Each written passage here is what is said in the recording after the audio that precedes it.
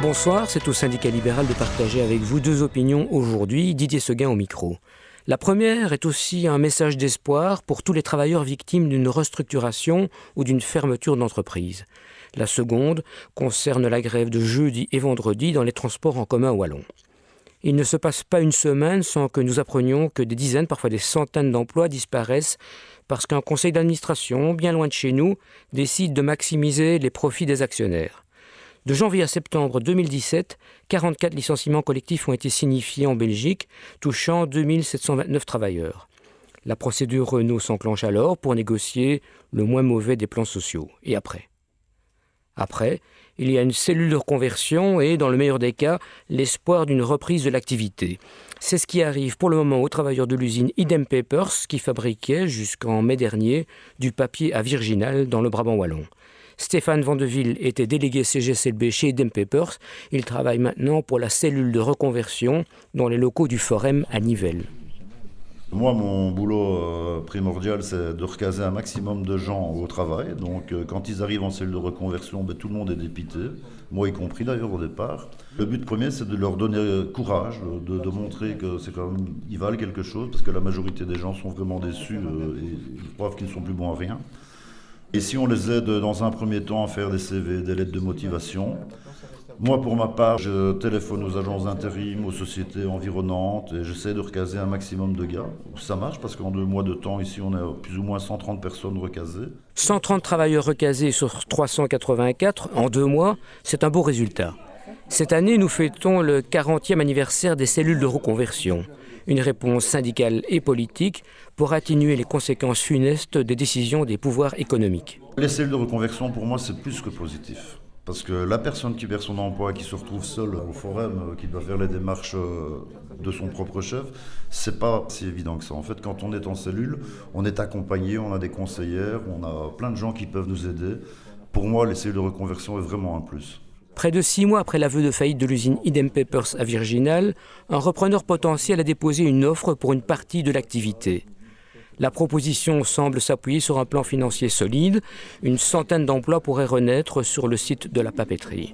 Tous les partenaires concernés, curateurs, repreneurs, communes d'Ytre et de Virginal, région wallonne, Sogepa, sans oublier évidemment les travailleurs, peuvent unir leurs forces pour relancer l'outil. En attendant, le travail de la cellule de reconversion continue. Stéphane Vandeville. Mon avenir ici, pour l'instant, c'est de m'occuper des 384 personnes qui sont en cellule. Ça, c'est un premier temps. Mon avenir à moi, d'ici à le mois d'août l'année prochaine, ma priorité, c'est de recaser un maximum de gens. Par rapport à la société Idem Papers, qui normalement devrait reprendre, et c'est en bonne voie, j'espère qu'un maximum de gens de la cellule de reconversion seront repris pour la société future. Voilà. Bon, ne soyons pas naïfs non plus. Trop d'emplois retrouvés par les travailleurs d'Idem Papers et d'autres entreprises disparues sont précaires, à temps partiel, intérimaires, sous contrat à durée déterminée. D'où l'importance de tout faire pour relancer Idem Papers avec un maximum d'emplois de qualité.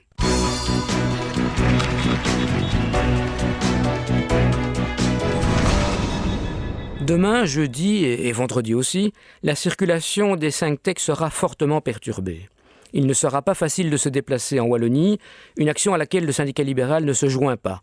Christian Lochet, secrétaire régional de la CGSLB. Tout simplement parce que l'instrumentalisation des transports en commun depuis plusieurs mois pour rendre visible le plan d'action d'une autre organisation syndicale commence à poser énormément de problèmes au personnel des TEC et aussi bien sûr aux usagers puisqu'ils sont chaque fois de la revue. Toute la question est de savoir si les points de désaccord, la fusion des 5 TEC et une sorte de service minimum, justifient une action de grève d'une telle ampleur. Les dossiers qui sont mis en avant, c'est-à-dire la fusion des 5 TEC et la continuité du service, sont des dossiers qui n'ont pas encore commencé à être discutés ni négociés en commission paritaire dans l'entreprise.